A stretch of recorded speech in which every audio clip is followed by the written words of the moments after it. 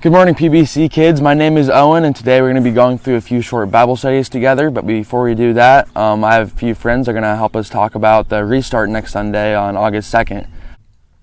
Next Sunday, August 2nd, is our Children's Church restart here at PBC for nursery through 5 years old. Here's how things will look. When your children come to church, they will be asked to have their temperature taken with a non-contact thermometer before entering the church auditorium, where they would be dismissed. Anyone with a temperature of 100.4 or greater would be unable to enter the auditorium or attend Children's Church. We ask that 6th graders stay with you, as 6th grade will not be meeting downstairs for Children's Church at this time. Don't forget, 6th graders can meet during youth group every Sunday evening from 5 to 5:45 p.m. in the church basement. Once your children have been dismissed from the auditorium, they will immediately go downstairs to their classrooms. Unfortunately, until we reach phase 4 of reopening, children's choir will be postponed. Also, 5th graders will join K through 4th grade during their lesson time in the main church basement room.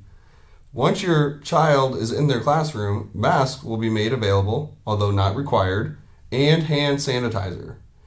Disinfectant wipes will also be used by teachers to sanitize surfaces and toys after each gathering.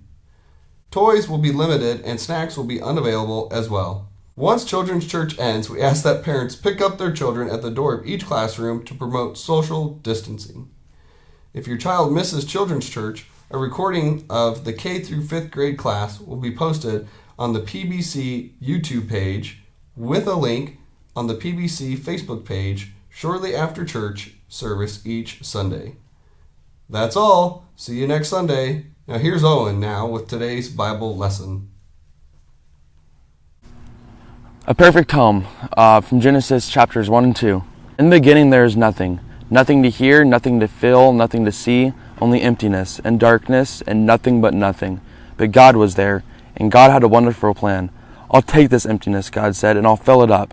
Out of the darkness I'm going to make light, and out of nothing I'm going to make everything. Like a mommy bird flutters her wings over her eggs to help her babies hatch, God hovered over the deep, silent darkness. He was making life happen. God spoke, that's all, and whatever he said, it happened. God said, "Hello, light," and light shone into the darkness. God called the light day and the darkness night. "You're good," God said, and they were. Then God said, "Hello, sea, hello, sky," and a great space opened up wide and deep and high. "You're good," God said, and they were. Then God said, "Hello, land," and there splashing up through the oceans came cliffs, mountains, sandy beaches. "You're good," God said, and they were. "Hello, trees," God said. "Hello, grass and flowers," and everything everywhere burst into life. He made buds bud, shoots shoot, flowers flower. "You're good," God said, and they were. "Hello, stars," God said. "Hello, sun, hello, moon," and whizzing into the darkness came fiery globes spinning around and around, whirling orange and purple and golden planets. "You're good," God said, and they were. "Hello, birds," God said, and with a fluttering and flapping and chirping and singing, birds filled the skies. "Hello, fish," God said, and with a darting and dashing and wriggling and splashing, fish filled the seas. "You're good," God said, and they were.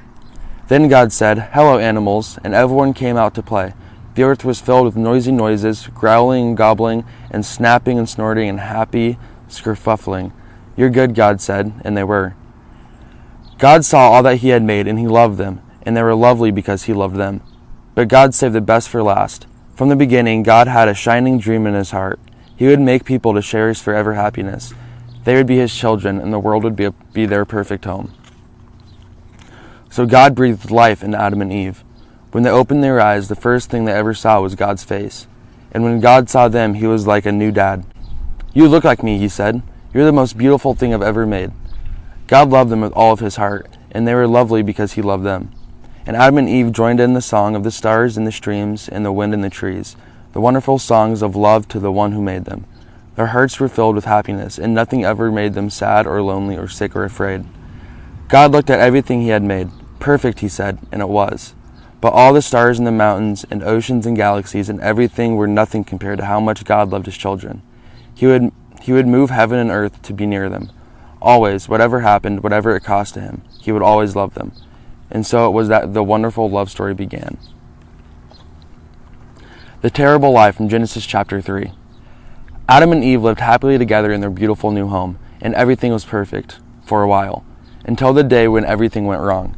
God had a horrible enemy. His name was Satan. Satan had once been the most beautiful angel, but he didn't want to be just an angel. He wanted to be God. He grew proud and evil and full of hate, and God had to send him out of heaven. Satan was seething with anger and looking for a way to hurt God. He wanted to stop God's plan, stop this love story right there. So he disguised himself as a snake and waited in the garden. Now God had given Adam and Eve only one rule. Do not eat fruit on that tree, God told them, because if you do, you'll think you know everything. You'll stop trusting me, and then death and sadness and tears will come. You see, God knew if they ate the fruit, they would think they didn't need him, and they would try to make themselves happy without him. But God knew that there was no such thing as happiness without him, and life without him wouldn't be life at all. As soon as the snake saw his chance, he slithered slightly up to Eve. Does God really love you? The serpent whispered. If he does, why won't he let you eat the nice, juicy, delicious fruit? Poor you. Perhaps God doesn't want you to be happy. The snake's words hissed into the ears and sunk down deep into her heart like poison. Does God love me? Eve wondered. Suddenly, she didn't know anymore. Just trust me, the serpent whispered. You don't need God. One small taste, that's all, and you'll be happier than you could ever dream. Eve picked the fruit and ate some, and Adam ate some too. And the terrible lie came into the world. It would never leave. It would live on in every human heart, whispering to every one of God's children, God doesn't love me. And it wasn't a dream. It was a nightmare. A dove flew from Adam's hand. A deer darted in the thicket. It was as if they were frightened by something. A chill was in the air. Something strange was happening. They had always been naked, but now they felt naked and wrong, and they didn't want anyone to see them, so they hid. Later that evening, as God was taking his walk, he called to them, Children? Usually Adam and Eve loved to hear God's voice and would run to them, but this time they ran away from him and hid in the shadows. Where are you? God called. Hiding, Adam said. We're afraid of you. Did you eat the fruit I told you not to eat? God asked them. Adam said, Eve made me do it. What have you done? God asked. Eve said, the serpent made me do it. And terrible pain came into God's heart. His children hadn't just broken the one rule, they had broken God's heart. They had broken their wonderful relationship with him. And now he knew everything else would break. God's creation would start to unravel and come undone and go wrong. From now on, everything would die, even though it was all supposed to last forever. You see, sin had come into God's perfect world, and it would never leave. God's children would be always running away from and hiding in the dark. Their hearts would break now and never work properly again. God couldn't let his children live forever, not in such pain, not without him. There was only one way to protect them. You will have to leave the garden now, God told his children, his eyes filling with tears. This is no longer your true home. It's not the place for you anymore. But before they left the garden, God made clothes for his children to cover them. He gently clothed them, and then he sent them away on a long, long journey out of the garden, out of their home. Well, in another story, it would all be over, and that would have been the end. But not in this story. God loved his children too much to let the story end there. Even though he knew he would suffer, God had a plan, a magnificent dream. One day, he would get his children back. One day, he would make the world their perfect home again. And one day, he would wipe away every tear from their eyes. You see, no matter what, in spite of everything, God would love his children, with a never stopping, never giving up, unbreaking, always and forever love. And though they would forget him and run from him, deep in their hearts, God's children would miss him always and long for him. Lost children yearning for their home. Before they left the garden, God whispered a promise to Adam and Eve. It will not always be so. I will come to rescue you, and when I do, I'm going to battle against the snake. I'll get rid of the sin and the dark and the sadness you let in here. I'm coming back for you, and he would. One day, God himself would come. A new beginning, Noah's Ark from Genesis chapter 6 through 9. Time passed, and many people filled the earth. Everyone everywhere had forgotten about God and were only doing bad things all the time. God's heart was filled with pain when he saw what had happened to the world he loved.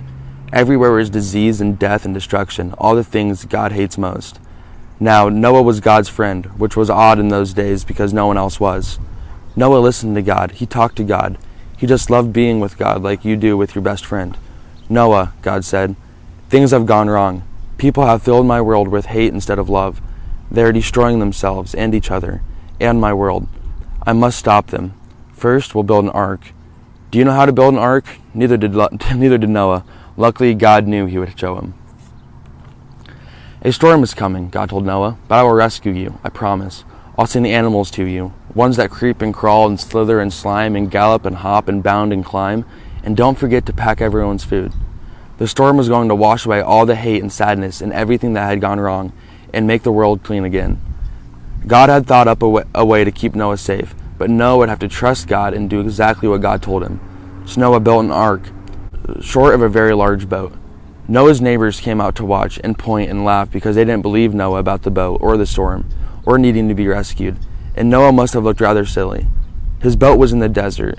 The desert was nowhere near the sea, and there wasn't even a cloud in the sky. Why would anyone need an umbrella, let alone a boat? But Noah didn't mind so much what other people thought. He minded what God thought, so he just did what God told him to do. When the ark was ready, God said, "All aboard," and Noah's family and all the animals climbed inside. Then God shut the door. And it started raining for minutes that joined up into hours, that joined up into days, that joined up into weeks and weeks. And the rain joined up into puddles, that joined up into rivers, that joined up into lakes, that joined up into a flood that covered the whole world. The boat that had once seemed so big suddenly seemed very small. But in the middle of the huge storm and the crashing waves and all of the thunder and lightning, through it all, God was with them. And God kept them safe for 40 days and 40 long nights. Finally, the rain stopped. The sun came out, and Noah threw open all the windows. "Hooray!" everyone shouted. Noah sent his dove out to explore, and it wasn't long before she brought him back a fresh olive leaf. Everyone knew exactly what that meant. She had found a tree and land. The water was going down. At last, the boat landed, quite suddenly on top of a great mountain. As soon as it was safe, God said, "Out you come," and so they did, everyone skipping and dancing onto dry land. The first thing Noah did was to thank God for rescuing them, just as he had promised. And the first thing God did was make another promise. "I won't ever destroy the world again." And like a warrior who puts away his bow and arrow at the end of a great battle, God said, "See, I have hung up my bow in the clouds." And there, in the clouds, just where the storm meets the sun, was a beautiful bow made of light. It was a new beginning of God's world. It wasn't long before everything went wrong again, but God wasn't surprised. He knew this would happen. That's why, before the beginning of time, he had another plan, a better plan, a plan not to destroy the world, but to rescue it, a plan to one day send his own son, the rescuer. God's strong anger against hate and sadness and death would come down once more, but not on his people or his world. No, God's war bow was not pointing down at his people. It was pointing up into the heart of heaven. Can't wait to see you guys next week on August 2nd. Have a good day. See you later.